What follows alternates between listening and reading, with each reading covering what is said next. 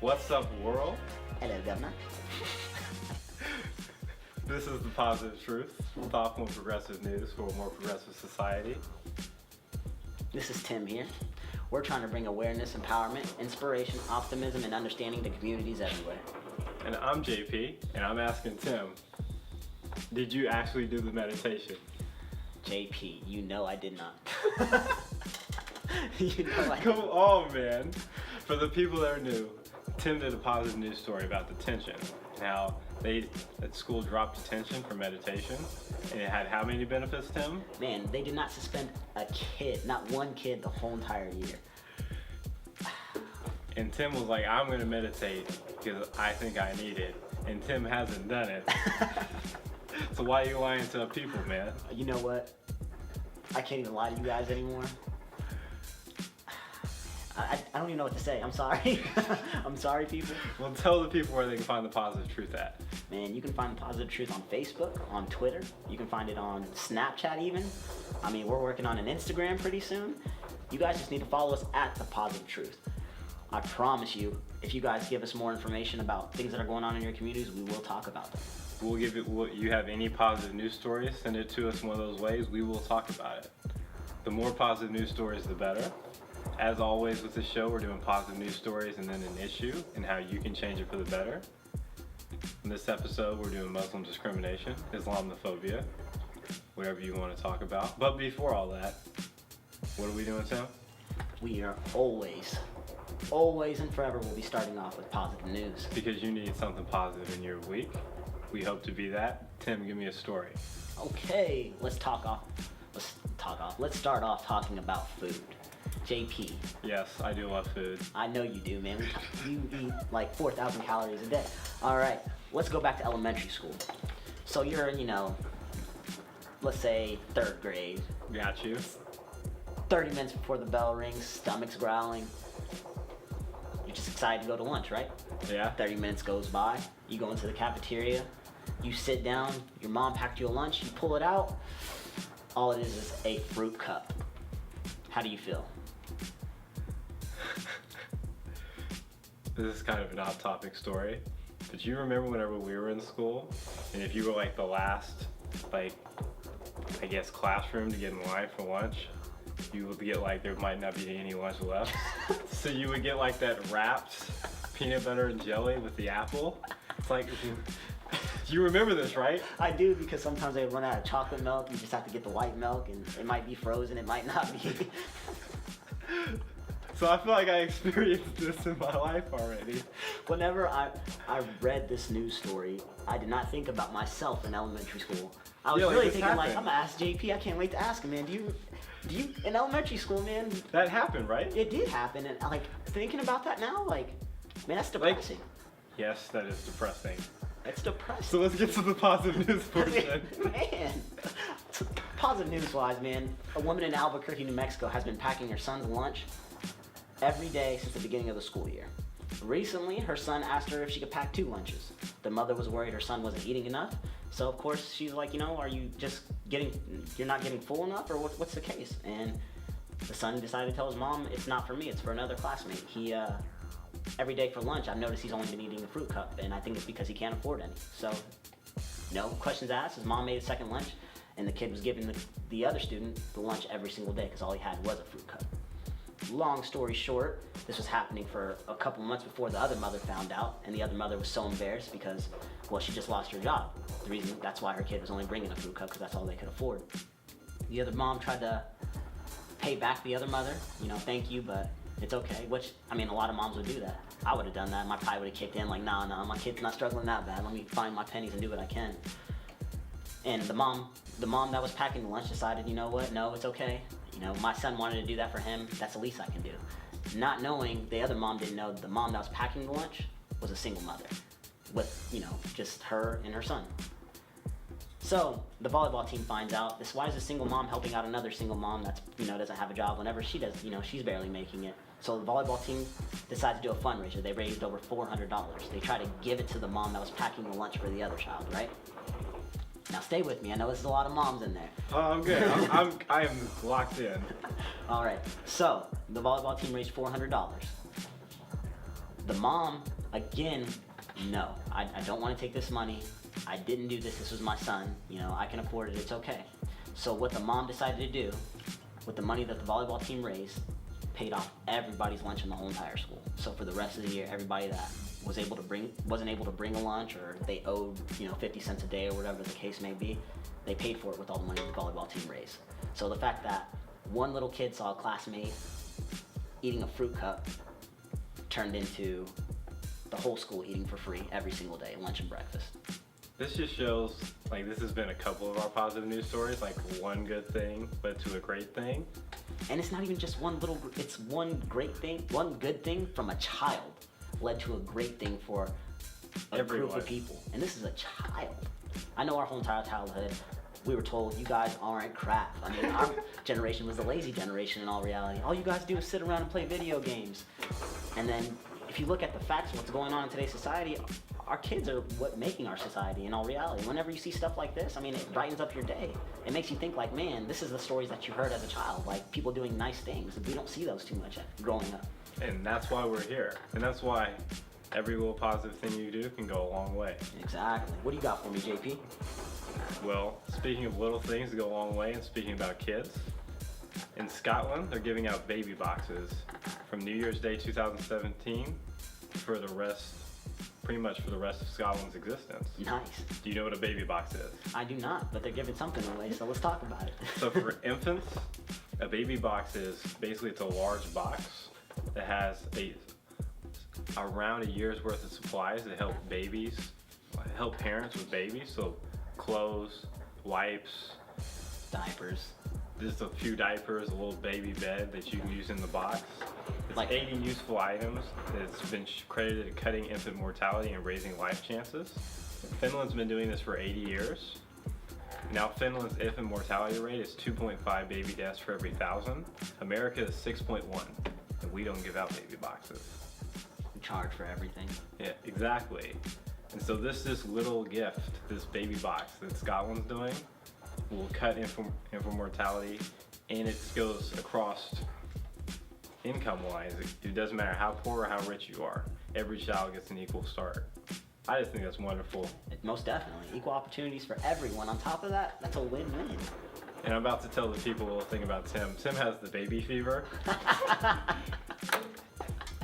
Oh man, you put me on blast. I do got baby fever, guys. I'm sorry. He's newly married. I am. I'm 3 months strong. Wait, what's today? It's a 20. Yeah, it's something. I don't know what it is. Either way, we're 3 months strong. So, Tim, whenever you do have your first child, would you want a baby box here in America? I will be expecting one from you. Now that you offered just now. America, you heard that. I believe JP offered a baby box. So, I think it would be great if eventually USA got around to doing these baby boxes. Oh, agreed. 100%.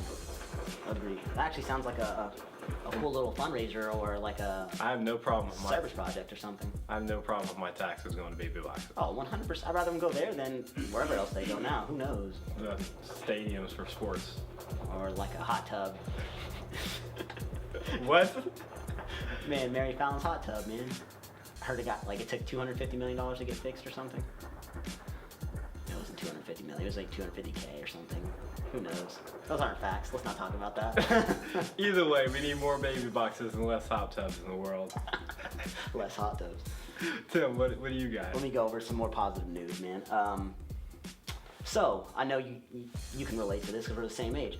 So back in the day, whenever somebody got hurt, like in movies and stuff, and then the movies based on the future, and then they have these what are they called? Bionic skeleton things where they're able to walk. Like Star Wars? Yeah, man. They just suited up and they're ready to go. All right, I'm good. Even though you broke your spine a couple weeks ago. Well, in all reality, that stuff's becoming true now. After an injury, this man destroyed his spinal cord. He wasn't able to walk. The doctors told Kevin Olt that he'd never walk again. He was devastated, but with the help from a robotic exoskeleton from Exo Bionics, Kevin is not only walking, but regaining strength in his legs. The exoskeleton transferred his weight to the ground, and he uses 2 arm braces to keep himself from falling over. The FDA approved the exoskeleton last April. This exoskeleton can now help others like Kevin walk again. The future is now, man. They're going to continue doing stuff like this. It's going to continue helping people that have gotten into car injuries or snowboarding injuries like Kevin himself, and it's going to help them walk again one day. To me, I think that's great, because I remember being a kid, seeing all those movies, not thinking it was ever going to be true. I'm still waiting on a flying car, and what was that, a little floating skateboard from... Hoverboard? Hoverboard, yes. I'm still waiting for a hoverboard. Are we sure we want flying cars, though? Yeah, you're wrong about... Yeah. I don't want to... I appreciate my smartphone more than I do my flying car. That's just me. I would appreciate a hoverboard, though, in all reality. Yeah, that's pretty cool. A hoverboard? Come on, man. But it's even better that we're having exoskeletons, so people that do have disabilities can walk again after they have a bad incident. Positive news, most definitely. What else you got for me, JP? Well, speaking of Oklahoma City, they have announced they will no longer celebrate Columbus Day anymore. Instead, they're celebrating Indigenous Peoples Day. The fact that our country, our state, and our city celebrate this holiday around this man, Columbus, who murdered, enslaved, and raped indigenous people, is not exactly a positive thing. The positive thing is now we're talking about it, and now we're changing it. Like, as a society, I know as a kid, like, Columbus is this great mythical figure that discovered America, which is kind of silly considering people were already living here, so how did he discover it? Exactly. So whenever you were in, like, school, what were you taught about Columbus? I taught he founded America. That's why we have a day for him specifically. And then I found out he never came to America. He was off in, like, Puerto Rico or something, man. The islands. Exactly. Did they ever talk about the horrible things he did and wrote about the Native Americans? They didn't teach us that when we were young. And that's the first step. That's why we changed Columbus Day to Indigenous Peoples Day. And we can talk about the violent path that Columbus started here and create a better history. I think that's awesome, man, because in all reality, that needs to catch on everywhere. Exactly. History might not be nice, but we need to know truthfully what happened and learn from it. It's pointless to learn about it if it's not true. You got one more positive news story for me? I do, man, I do. It's about an 8-year-old boy that spent over 4 years collecting pennies. And you know what he bought with these pennies? Video game? He did not buy a video game. This 4-year-old, who is now 8 years old, paid off last week a dog. You know what kind of dog this was? Man, I've never had a pet. We discussed that last time. All dogs are the same to me. Well, he bought a service dog. He has diabetes. This kid wanted the service dog, whenever he found out he had diabetes at 4 years old. You know, his parents found out that they have canines specifically for people with diabetes to help, monitor their glucose levels. Well, he found out the dog was going to cost him $9,000. Family found out, 4-year-old kid, $9,000 is nothing. Can we get him? Mom, no, you got to save your pennies. Sarcastically tells her kid to start saving your pennies. So this kid does that for 4 years. Every nickel and dime he had for 4 years, he saved it. He ended up raising up to, I believe, he raised $4,000, and then the local news, I'm not exactly sure, it was in Vermont, I'm sorry. The local news in Vermont showed the story on it, so people started donating money, and they donated another $2,000. This man found $4,000 worth of pennies on the ground No. 4 years? This kid, 4 years old, is saving every nickel and dime he got. Okay. That's a lot of pennies, man. That's 4,000. I mean, I'm pretty sure it's probably 4,000 pennies throughout the United States. People just tossing out because nobody cares about pennies these days. Either way, this is impressive. Exactly. I mean, for a 4-year-old kid on top of that, man, I'm struggling to save up for a double cheeseburger half the time. Like, man, looking at the bottom of my car, like, man, is there a quarter down there? I'm trying to break this dollar for tax. But this kid, for 4 years, he saves every penny he got, raises $4,000. Local news finds out, they tell the story. People donated $2,000 more. And then for another 6 months, this kid was working, cutting grass, cleaning up his house, anything he possibly could. At 8 years old. This kid got some initiative. This kid was grinding. Like, when I was reading the story, I was like, what is going on in Vermont? I can't get, man, 8 years old trying to cut grass. Anyways, he ended up raised $15,000. The $9,000 they put down for the down payment for the dog, and the rest they paid off. Or they're paying off still to this day, which people are still donating money, and he's still collecting every penny, nickel, and dime he has to collect for this dog. And to me, I felt like it was just determination by this kid and dedication from an 8-year-old kid that really wanted something that he needed, but he really wanted it, that his parents couldn't afford, and he saved up for it. So to me, I mean, that's just, again, inspiring. That's impressive if you're 34 or 4. Even more impressive if you're 4. It's more than impressive at 4. 8 years old.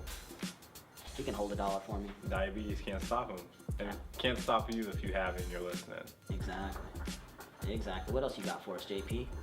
Well, Tim, you are the cross-country coach, right? I am. You like running, right? I do. Have you ever ran a marathon? I have not. I refuse to before I'm 30, man. Marathon, I heard so many things about a marathon, man. I've had friends that have used the restroom on themselves. I have had friends that passed out. I've had friends that ran 6 miles of the marathon, which a marathon is 26.2 miles. The first 6 miles, and were like, yeah, I'm not doing this anymore. Like, I'm just not about that life right now. I'll stick to my 5Ks and below. Really, Tim? Hey, man, hey. I'm just saying, man. I'm just saying. Didn't you run track for college?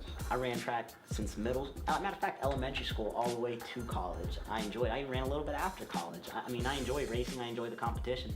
But 26.2 miles, man, you're talking about 2.5 hours out of my day that I'm just not going to get back. My knees are going to be shot. My ankles are going to be gone. So you would be impressed if anyone did this? I would be I'm impressed every time I find out somebody ran a marathon. Okay. So you just got married? Oh, most definitely I did. Are you impressed when you hear about people that have their 50th anniversary? Oh, yeah. That's goals.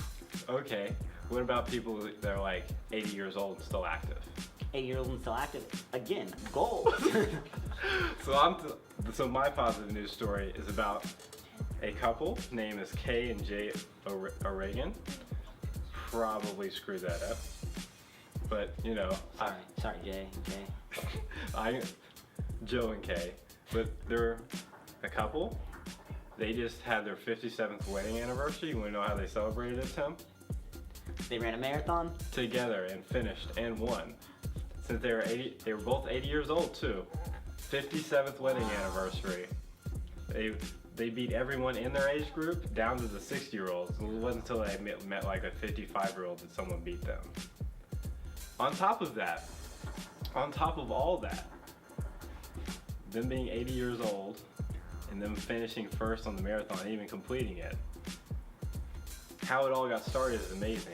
It's his wife's 129th marathon she's finished in her lifetime, and it's his 29th. And he didn't start running marathons. Yeah. You said 129th? 129th. That is ridiculous. I'm about to do the math right now. I'm sorry, I have to find my calculator on my phone.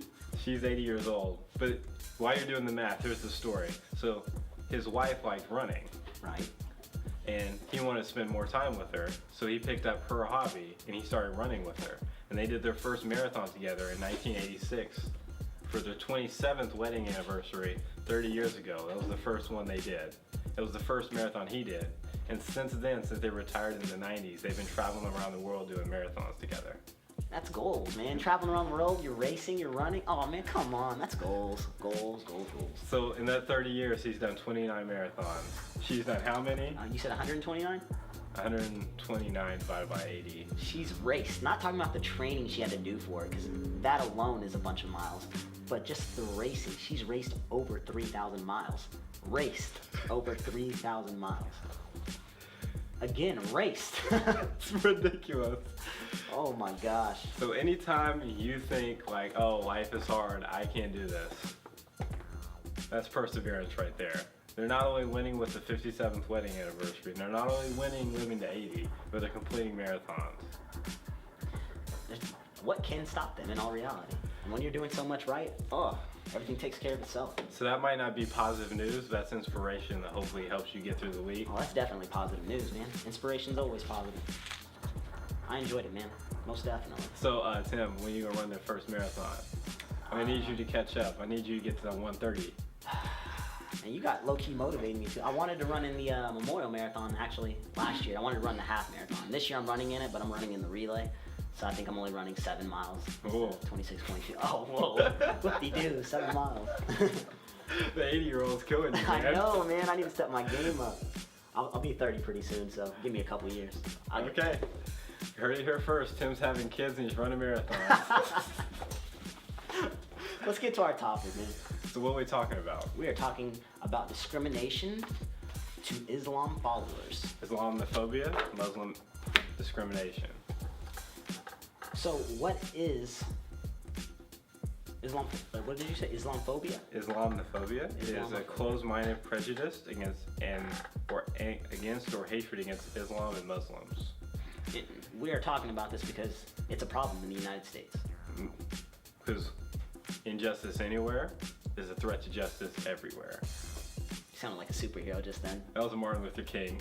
I totally stole that. Nice. I'll take it, man. I'll take it. Martin Luther King's a hero.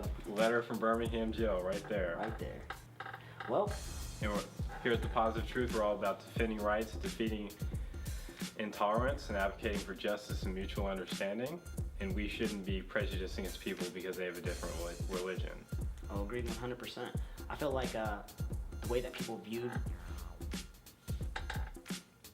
people that are Muslim is completely wrong. I mean, I grew up with a friend, we both grew up with a friend that practiced this religion, and it was nothing like they show on TV. Like, people thinking that they're all about violence and ready to end it at any given moment and just don't care about other people. That's not the case to it whatsoever, and that's exactly why we're here talking about it.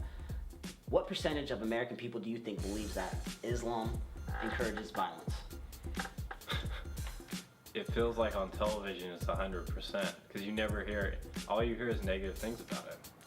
Here in the United States, a majority, 52% of Americans said Islam is more likely than other religions to encourage violence. I was caught off guard a little bit, but then paying attention to society, it makes sense. I believe 52% of people really believe that.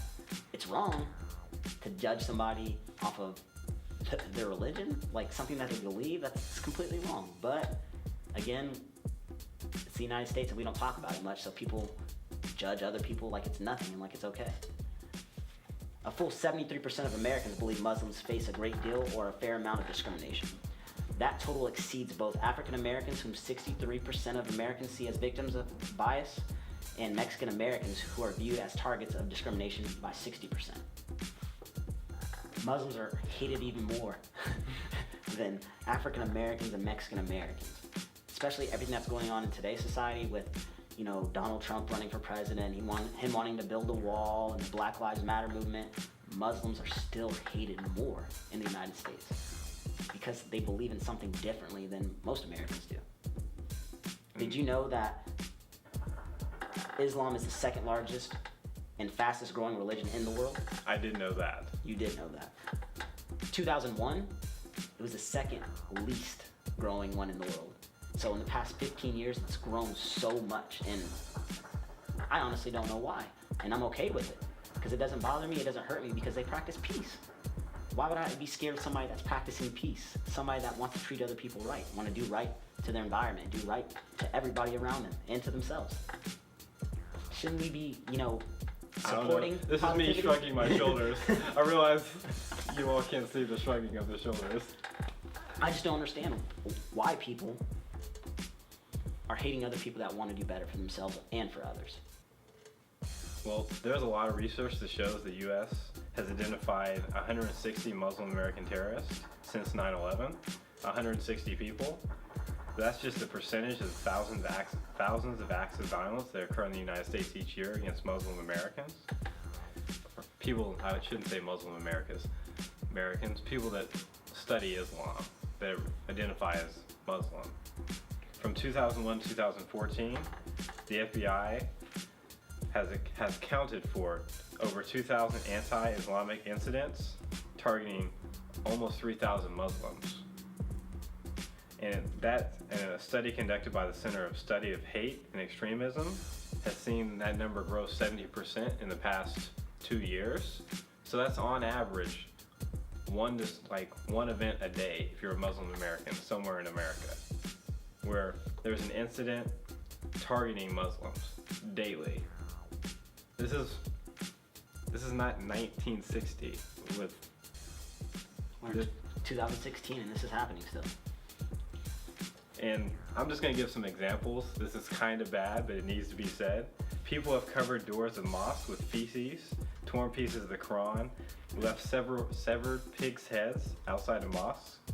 We've firebombed them, urinated on mosques, spray painted devil symbols on churches, crude drawings, swastikas, set fire to mosques, threaten to blow them up, say we're gonna kill Muslims, fire rounds in their mosques and churches, hoax bombs, fake grenades, wrap bacon around the doors, say we'll burn all of you, leave our country. Just the rhetoric, you ever go on YouTube, Allah is the devil. And a lot of basically the people are saying how many Muslims are terrorists, which is incredibly hypocritical, because they're doing all these things and then they're yelling at these Muslim Americans like how many of you are terrorists. Exactly. While they're being treated, while they're treating them like terrorists. They're the ones doing the terrorist acts. Exactly. I was about to say, they're the ones doing the terrorist act, and they can't be a hypocrite. I mean, well, I guess they can. That's clearly hypocritical. Only in America. And this is happening every day. This is something you never hear about. Yeah, too many people are scared of what they don't really know. And that's what we're here for. But it's not just, those crazy people with signs saying Allah is the devil. It's politicians. There have been politicians that have claimed 85% of mosques are controlled by Islamic extremists in the political system, that Islam is not a religion and not protected by the First Amendment. There have been politicians that have threatened to arrest every Muslim that comes across their state line and to pledge to ban Muslim refugees in their country. They have sanctioned through law spying on mosques without warrants and racially profiling them. Said that they're cancer in our nation, they need to be shut out of our schools, they're doing nothing but promoting propaganda, and more than 30 states have tried to pass bills to protect their civil courts from Islamic law. Islam is a religion, am I wrong? It's a religion. And this is our politicians. It hurts, like, hearing this stuff. It really does. I mean, it's 2016. We fought for so much. Oh my gosh, it bothers me, man. I'm sorry. Keep going. Continue. I mean, it's not even, like, there are politicians, there are liberal politicians that insist that Muslims are peaceful, but the only time they talk about Muslims in America is whenever there's a terrorist act. So it's like they only speak on Islam when speaking about national security or preventing violence extremism. That's not helping. The politicians need to be talking about all this discrimination that's happening to people, to the Muslims, about the firing of mosques, about all the threatening, about taking away their rights, racially profiling them. Like, only in America can you have a society where you're calling people the Muslims, the blacks, the illegals, and then saying, hey, we're not racist, you're racist for saying that. You're projecting your racism on us. Or you're being too sensitive. Only in America, but this is happening. This is a threat, and we're not even paying attention to it. So what do you think we can do to help this topic? Education and stopping the rhetoric. That's the only way. We have to inform people. You want to guess how many Americans have claimed to know someone of Muslim descent or ever talked about it, like with anyone? Just 1 in 10. How many do you think? Ooh, 1 in 10? Just based off of myself, I'm gonna think about anybody I know that is Muslim. I'm gonna say 2 in 10. Basically, more than 6 in 10 have seldom or never had a conversation with a Muslim, according to a public research. Okay, I was doing it the other way. I was thinking like 2 in 10 people know one or met anybody that's a Muslim or anything the case may be. So it's like basically 50% of Americans know nothing about it. So they're basically judging off of what they hear on TV. Have you ever heard of black nationalism? Yes, I have. So black nationalism was an idea by Marcus Garvey. It was started by Marcus Garvey in the 1920s, and then by Malcolm X and the Black Power movement in the 1960s and 1970s. And it's this idea of you're treating us like we're not human beings, so we're not going to assimilate with you. We're going to create our own society, our own communities. We're going to leave if we can, the form of Marcus Garvey. Black is beautiful, black power. And this is like seen as being radical, extreme. You often hear like Black Lives Matter, black nationalism, this is a bad thing. But what do you expect? If you're a Muslim American, this is almost the exact same thing. The cops are racially profiling you. You go to the airport Getting racially profiled. all the time. You read comments on the internet and they're saying all Muslims should die. Awful rhetoric. They're making you feel like you're less than a person because of your religion. I don't feel like that's helping anything. If anything, that's got to help ISIS recruitment. Like, hey, look how Americans feel about you, come over here. But the stats is there have been hardly any Americans that have joined ISIS.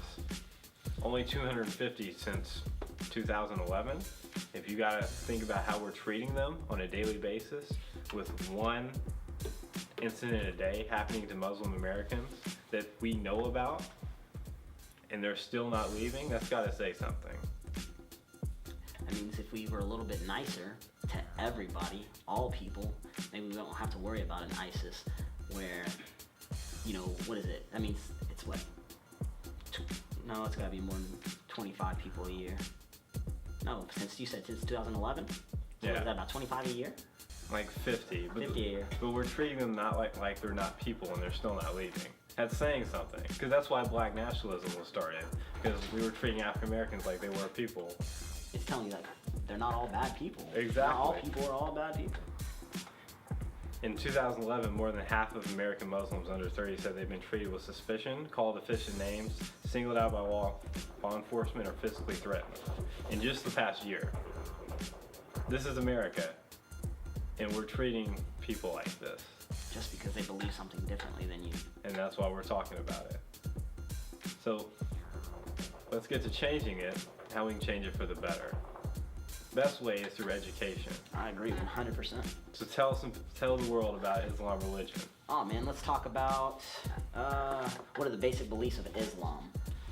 In Islam, there are 6 pillars of faith: belief in Allah, His angels, His books to mankind, His prophets and messengers, the Day of Judgment, and destiny. Islam teaches there is one unique God, Allah, who should be worshipped and obeyed. Muslims believe that Allah created unseen creatures such as angels. Let's see what else we got to talk about. We can talk about the Quran, which is the most sacred book. It means recitation in Arabic. We can talk about what are some major beliefs about God in Islam. They're monotheism religion, which is belief in one God. It's most important that the foundational concept in Islam, Muslims believe in one God who created the universe and has power over everything within it. He is unique and exalted above everything he creates, and his greatness cannot be compared to his creation. In other words, it sounds pretty familiar if you ask me. Whenever they're believing in one God, they're believing in peace, they have a book. It's not too off of another religion that we know about, don't we? It's very similar to Christianity. I think it's important to state that Islam is not a race, it's not an ethnicity, it's not a nationality. Just because you're brown doesn't mean you're a Muslim. It's a set of ideas. That's all it is. That's all any religion is. It's a set of ideas how to live your life. Criticism of these ideas of Islamic beliefs should never be confused with horrible feelings towards certain people. Yet it is in our society. So let's talk about, you want to talk about similarities between Christianity and Islam. You want to guess who's the most quoted prophet in the Quran? Who is that? Jesus. Jesus.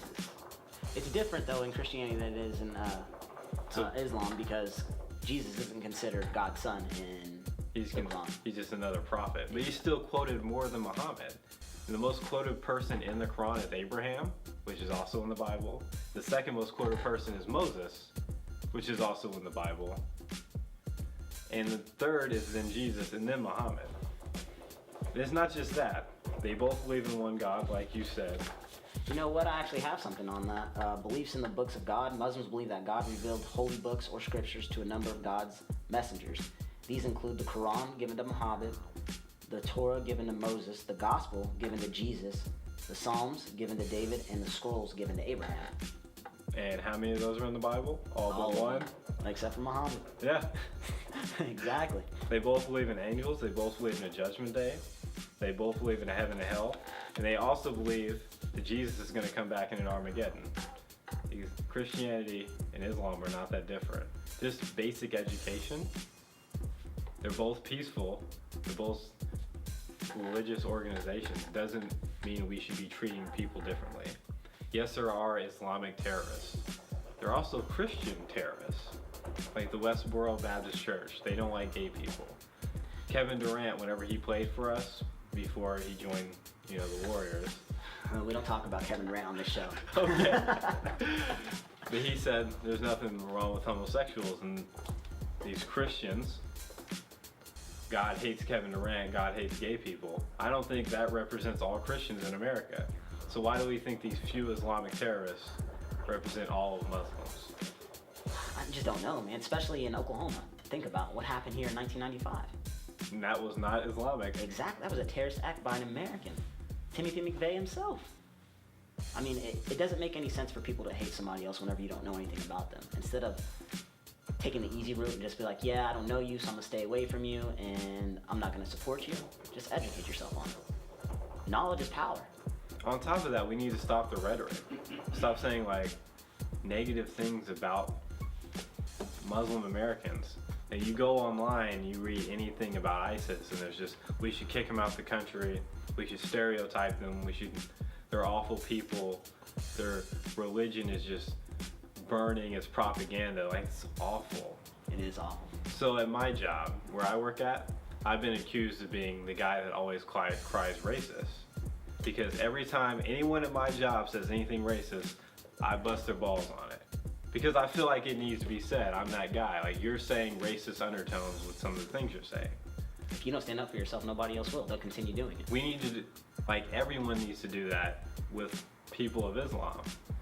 Whenever you hear something negative said about them, instead of being quiet, being like, actually, that's not true. Actually, there are a lot of similarities. You don't need to be talking like that. There will be no prejudice, bigotry around me. We need to be that way too. We need to stop the negative language. Because if you stop the negative language, no one will feel like burning mosques, shooting up mosques, doing these awful things. I agree 100%. And that's just an easy way for you to make change on a daily. Because that's what we're about here at the Positive Truth. Making change for the better. If you guys know another way that can help make a change for the better, again, you can hit us up on our social media and let us know. There are organizations like CAIR Oklahoma, C-A-I-R Oklahoma. That's also a government group. You can go in if you feel like you're being discriminated against, and they can help you. And they have all sorts of anti-Islamic rhetoric, rebuttals. So that way they're treated in a better light. Better, more progressive speech. But if you see it on your social media, someone saying something discriminatory, stand up for them. Stand up for them. Absolutely. Do you think anything else besides standing up for people on social media or in public or anything else? I think that might sound simple, but it's more effective than you think. I remember I did a presentation at a middle school once, and a kid asked me, how do you stop bullying? And I was like, well, you gotta stand up for yourself, all this other, all the jazz most people say about bullying. Right. When I was driving home, I thought man, that's such a bad answer. What I should have said is, you not only need to stand up for yourself, I should have told everyone else in the classroom, if you see anyone getting bullied, you need to stand up for them too, because if you make an environment, this is your environment. If you create an environment where no one's getting bullied, it's gonna be better for everyone. It's the same thing with people standing up and stopping the negative rhetoric. If you're you don't say anything racist around me, you don't say anything that's Islamophobic around me, you don't say anything that's homophobic around me, it stops the rhetoric and it creates a better environment for everyone because it's less socially acceptable. We're all social human beings. No one wants to be left out of their circle. I know it sounds easier. It sounds easier said than done. 100% it does. I know that for a fact. But it does take a brave person to stand up for something they believe in. I truly believe that. And I truly think that a lot of people out there think they're brave. A lot of people think they have courage, but they're not acting on it. And I think this is a subject that people talk about a lot. They talk about Muslims and Islam, and they thought it was two different things. I know a lot of people did. Yeah. But at the end of the day, it's not. It's the exact same thing. This is a religion that people truly believe in. And if you really think you are brave, if you really think you are tough, then stand up for it. Because at the end of the day, you just got educated on what it is just a little bit. If you want to know more, we're going to have plenty of links that you guys can look up. There's also the internet. You have smartphones. Everybody does. You can look up stuff on your own. But that being said, you know that being Muslim isn't a bad thing. Yeah, you don't have to choose to believe in that. 100% I understand that. You understand that. But at the same time, we have the right to believe in whatever we want. So like me and you, neither of us are religious. Correct. But we're not gonna stand for anything as bad said, like discriminatory prejudice said about Christianity, Buddhism, Islam, Hinduism, any of that. At all whatsoever. I'm not taking any kind of hate crimes in front of me. Nobody's getting their feelings hurt in front of me. It's just not acceptable. We're not gonna tolerate ignorance in our society because we don't want a society filled with ignorance for us and our children. Yep, definitely. And then we were just talking about in the positive news about the one little kid that stood up with a little bit of fruit. Maybe you stopping this rhetoric here create something better in the long term. That's exactly why we talk about these positive news stories, because these kids are doing something small and it's creating something so much bigger. So on the subject of discrimination, if you stand up against discrimination, what do you think is going to happen? Probably less discrimination, a better society. And if you feel like you don't know anything about Islam, if you only heard about the negative things said by politicians and the media, just Google it. There's a lot more to it than just what we're saying. It's a peaceful idea, peaceful religion. And we need a peaceful world, Tim. Peace. I'm all about peace, man. I'm all about peace. Well, is that all we have for change today? I mean, I think it is all we have. Do you have a quote? And you know I have a quote. Let's go to George Patton. I don't measure a man's success by how high he climbs, but how high he bounces when he hits the bottom. That's a good quote to go by. Absolutely, especially what we were talking about. 100%. All these, if you are a follower of Islam, don't be scared of your beliefs. If you feel like you're at the bottom now, there are people that do not like discrimination against you and the prejudice against you, and will help you bounce back from the bottom. 100%. If anybody has anything to say, any comments, concerns, any questions, or any positive news stories, please hit us up on our social media pages. Make sure to like, share, and subscribe. Tim, we out. We out.